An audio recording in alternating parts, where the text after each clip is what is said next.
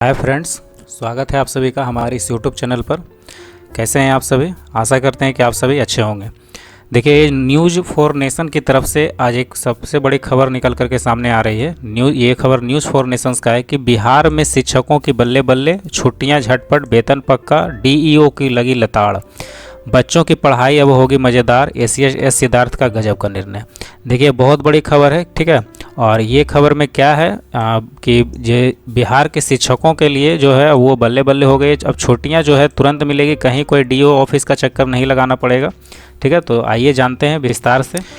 यहाँ पर देखिए, बिहार के शिक्षा विभाग ने शिक्षकों के लिए ऐसा ऐलान कर दिया है कि अब स्कूलों में खुशहाली का मौसम छा गया है। यहाँ पर न्यूज़ में दिया गया है कि अपर मुख्य सचिव डॉक्टर एस सिद्धार्थ ने साफ कर दिया है कि अब शिक्षकों की छुट्टियों के लिए भटकना नहीं पड़ेगा और उनका वेतन भी समय पर खाते में आ जाएगा। और ये नई गाइडलाइन जो है अब अगले हफ्ते से तैयार कर दिया जाएगा, ठीक है। तो आगे देखते हैं। शिक्षा विभाग के एसीएस डॉक्टर एस सिद्धार्थ ने ऐलान किया है कि इस साल के बिहार के स्कूल में बच्चों की पढ़ाई और मज़ेदार होने वाली है, कि नई योजनाएं की शुरुआत हो रही है। अब शिक्षकों के लिए बड़ी खबर यह है कि छुट्टियों को मंजूरी में देरी नहीं होगी। अब पहले शिक्षक क्या होते थे कि उनको सीएल के अलावा और भी जो कई तरह के जो अवकाश होते थे वो आपको डीओ ऑफिस के लिए आवेदन दे करके भटकना पड़ता था, लेकिन अब ऐसा नहीं है। देखिए, यहाँ पर एस सिद्धार्थ ने नई गाइडलाइन तैयार कर दी है जो अगले हफ्ते तक जारी कर दिया जाएगा। इसके तहत कैजुअल लीव यानी कि सीएल की मंजूरी 1 दिन के भीतर मिल जाएगी। अन्य छुट्टियों के जिला शिक्षा अधिकारी अधिकतम 7 दिनों की मंजूरी करेंगे, यानी कि आप डायरेक्ट पोर्टल पर डालेंगे और पोर्टल पर डालने के बाद 7 दिन तक का इंतजार करना पड़ेगा। अगर 7 दिन तक का नहीं हुआ तो वो क्या होगा कि ऑटोमेटिक आपका वो स्वीकृत हो जाएगा। अगर 7 दिन तक फैसला नहीं हुआ तो छुट्टी अपने आप मंजूर हो जाएगी। छुट्टी का आवेदन अब ई शिक्षा कोष पोर्टल पर ऑनलाइन करना होगा, ठीक है। अब जो ई शिक्षा कोष जो पोर्टल है जहाँ से आप लोग ऑनलाइन हाजिरी बनाते हैं वहाँ पर देखेंगे उस तरह का व्यवस्था कर दिया गया है। वहाँ पर से आप डायरेक्ट जो है आवेदन दे सकते हैं। इतना ही नहीं, डीओ कार्यालय के कर्मचारियों का वेतन तभी मिलेगा। यहाँ पर देखिए, एक चीज़ और भी दिया गया है कि डीओ कार्यालय के कर्मचारियों का भी वेतन तभी मिलेगा जब शिक्षकों का वेतन समय पर दिया जाएगा। यानी कि पहले टीचर को वेतन मिलेगा और उसके बाद जो है डीईओ कार्यालय में जितने भी कर्मचारी हैं ग्रुप डी के कर्मचारियों को छोड़ करके उन बाद में मिलेगा। शिक्षा विभाग ने शिक्षकों को 2 टूक यह भी कहा है कि पोर्टल पर शिकायत करो, व्हाट्सएप पर नहीं, ठीक है। पहले एक व्हाट्सएप नंबर भी जारी किया गया था, ठीक है ना। तो व्हाट्सएप अब नहीं करना है, बल्कि पोर्टल पर किसी भी तरह का कोई शिकायत हो तो पोर्टल पर जा करके ऑनलाइन आवेदन करना है। आगे देखिए क्या कहा जा रहा है। बिहार में सरकारी स्कूलों में पढ़ाई का अंदाज बदलने वाला है। छोटे बच्चों के लिए रंग बिरंगे डेस्क, स्मार्ट बोर्ड की चमक और शिक्षकों की छुट्टियों को झटपट मंजूरी मिलने वाला है।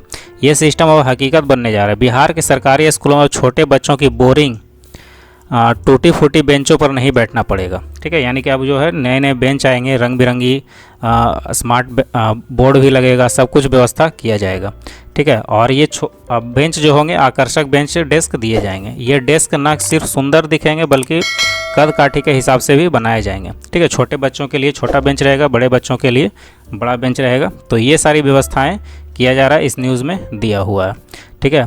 अब यहाँ पर स्मार्ट बोर्ड की चमक बच्चों की डिजिटल दुनिया के सैर कराएगा। अब वहाँ पर हर एक क्लासरूम में जो है स्मार्ट बोर्ड भी लगेगा।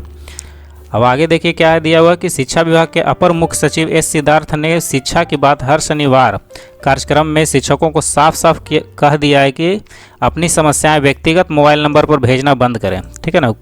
कोई बहुत सारे शिक्षक क्या होते थे कि वो मोबाइल पर ही शिकायत करते थे, लेकिन ऐसा नहीं करना है, बल्कि इसके बजाय ग्रेवियंस पोर्टल, ठीक है, एक ग्रेवियंस पोर्टल रहेगा, उस पर आपको इस्तेमाल करना है ना, ई शिक्षा कोष पोर्टल पर, और उसकी शिकायतों को नज़र रखेंगे। और ये तो बात वही हुई कि व्हाट्सएप पर साहब सुन लीजिए नहीं चलेगा, पोर्टल पर लिखित ज्ञापन दो, ठीक है ना। यहाँ पर उन्होंने 2 टूक ये भी कहा है कि व्हाट्सएप पर नहीं भेजना है बल्कि पोर्टल पर लिखित ज्ञापन देना है।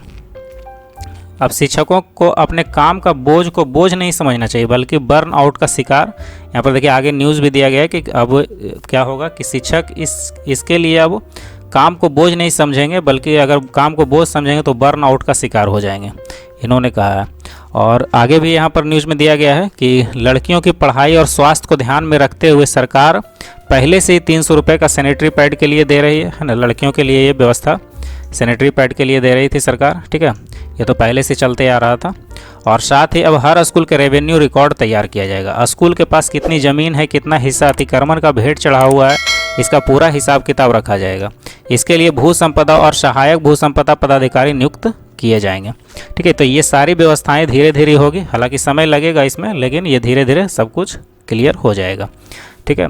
तो यहाँ पर देखिए अब क्या है, यहाँ पर नीचे में देखिए, यहाँ पर एक चीज़ और दिया है, फिलहाल शिक्षक खुश हैं, डीओ परेशान है और बिहार के स्कूलों में नई उम्मीदों की किरण दिख रही है, ठीक है। तो ये जो था मतलब शिक्षकों के लिए बहुत ही अच्छी खबर थी कि पहले जो है शिक्षकों को वेतन मिलेगा और उसके बाद जो है डीओ कार्यालय के सभी कर्मचारियों को वेतन दिया जाएगा। छुट्टी के लिए शिक्षकों को इधर उधर भटकना नहीं पड़ेगा, ठीक है। तो इस वीडियो में इतना ही। अगर आपको ये वीडियो पसंद आया तो लाइक कर दीजिए और चैनल पर नए हैं तो सब्सक्राइब कर दीजिए। मिलते हैं अगले वीडियो में। जय हिंद, वंदे मातरम।